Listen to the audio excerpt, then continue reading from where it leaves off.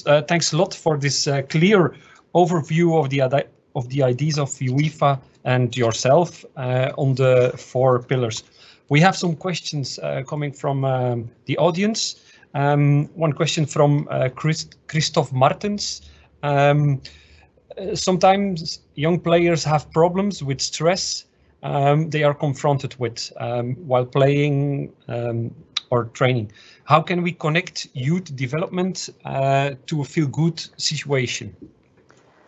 Yeah, it's a really good question. And I guess a lot of us would put the cause of stress sometimes straight away on the parents and blame the parents, which is the easy one. But I guess our role as grassroots coaches to understand what causes the stress. But I think it comes back to straight away, for me, the environment that we create and the understanding of parents as they watch and other players of why they're playing the game at grassroots level. Yes, of course, there's a time when stress comes into the game as they become older players and players playing for a profession. But I guess our challenge as grassroots coaches is to take that stress away by helping players to understand the reasons why they're playing, the benefits of playing, and establishing both playing environments and training environments that can decrease those stress levels by people understanding that these are development opportunities and learning opportunities, and it's okay to make a mistake. All right, thanks, Jamie. Another question coming from Stefan. Many youth trainers start their career with the very youngest age groups, under 6 to under 9, and then progress to the older age categories. Isn't it better for a club to have these trainers specialize at a certain age category? So for some of them to keep training these youngest age categories? Yeah, if you're asking for my personal opinion, then absolutely. For me, age specialist coaches are the golden opportunity, I think, National Association for clubs to establish and develop. Because as you rightly say, the difference in working with a player between 5 and 7 or 6 and 9, opposed to a player even at 8 to 11 or 12 to 14, are massive. And genuinely, I think we need to, this is why I said, try to show a value and a recognition of those expert coaches who are fantastic at working with children at these different stages, because the skill set is so different, the characteristics of the coach is so different, to infuse and engage and develop those players at maybe the 3 or 4 different developmental stages. Mm-hmm. So I think for me, if we could get to the stage where coaches can be recognized as an expert at say 5 to 7s without having to progress by age or by level, then we'd be in a much better place in terms of having the right coach with the right player at the right time. Mm-hmm. All right, thanks, Jamie. Another question coming from Thomas. Playing and winning is fun, of course, but how can you try and make losing less of a demotivator?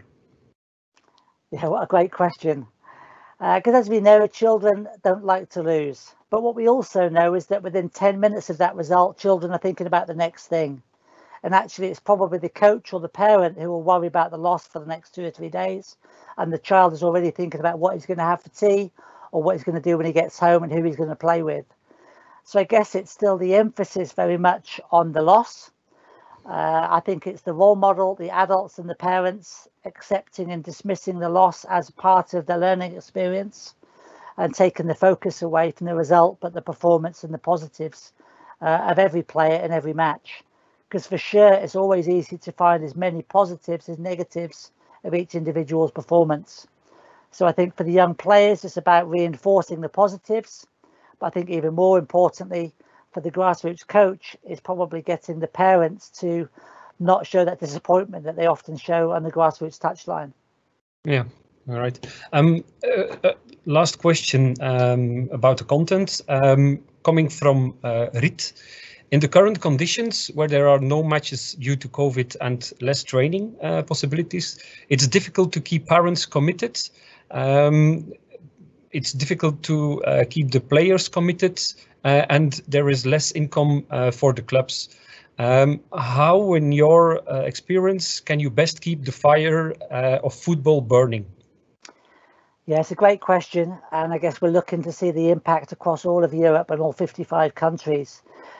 And it comes back as a mixed message. Some countries are indicating that obviously the longer players are having to wait to play, the more hungry they are to start back. Others are quite rightly saying the parents and the children are finding other habits, other things to do at a weekend, and they worry about the return when pitches open up again.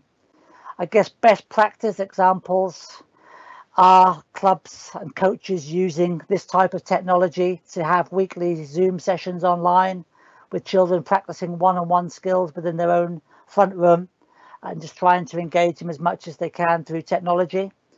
Although we appreciate that after a period of time that becomes harder and harder. I guess it's doing other things like simple quizzes and engagement with parents and children to try and keep and retain that community. But I guess the challenge for all of us is not knowing when COVID finishes and when we can look forward to getting players back up and running. But I think the best examples from NAs are those that are planning to have really positive campaigns to get children back to their clubs and back to football as quickly as possible when COVID is over and done with. So I guess all the ways that we can continue to try and stay connected and infuse those players and give them the excitement of playing. And of course, Roberto can play his part by making sure that in the Euros, your national team lead by example and bring the country back together and get everyone wanting to play football on the back of some European silverware. So maybe that's a great challenge for Roberto as well, to help kickstart the grassroots game. Well, it would be no problem, I think, Roberto. It's a piece of cake, that. Yeah. Two more questions. First, for UEFA, lifelong learning is an important attitude for elite and grassroots coaches. How does UEFA tries to encourage coaches to develop themselves?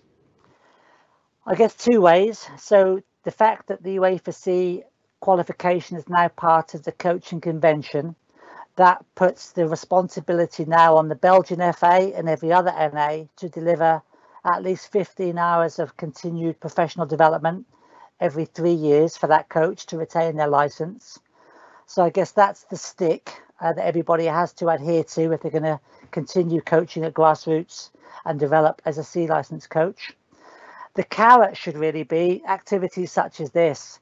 So I think it's about every NA offering a range of personal development opportunities, obviously online and face-to-face and on the pitch, that really encourages and enthuses coaches to want to continue to learn. And I guess that starts with the learning experience on your C diploma or your grassroots coach education courses. And then that's backed up by your regional coaches and your national coaches, inspiring and engaging and recognising the value that grassroots coaches have to play. And I think if we can get both of them right, then we'll certainly continue to see real growth and quality of grassroots coaches. Okay. All right. Good. Thanks a lot, Jamie, for the presentation, the game, and answering the question. There is one last question really coming out of the chat, and I'll let you free to answer. Why England never wins against Belgium?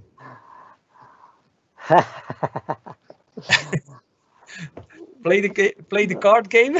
Yeah. Yeah. Does this one count? Yeah. Does the card game count? Yeah. Yeah.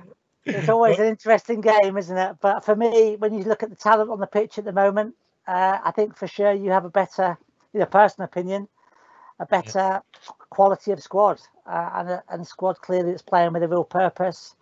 And Gareth has obviously done a great job, I think, in developing them. So they're getting closer maybe to being ready to keep challenging. And of course, semi-finals was great, but as Roberto knows, it's that little bit of luck. It's that things going right within a tournament, but on the day, the best team typically wins. And I think for sure you've consistently shown that you know how to beat an England team at the moment. So well done on that. And hopefully things will change next year. Okay.